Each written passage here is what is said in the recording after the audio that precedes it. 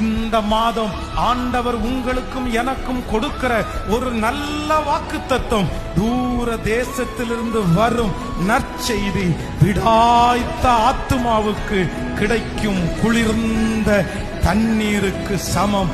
இந்த மாதம் ஆண்டவர் உங்களுக்கு ஒரு நற்செய்தியை தூரத்திலிருந்து, பரலோகத்திலிருந்து உங்களுக்கு அனுப்ப போகிறார்.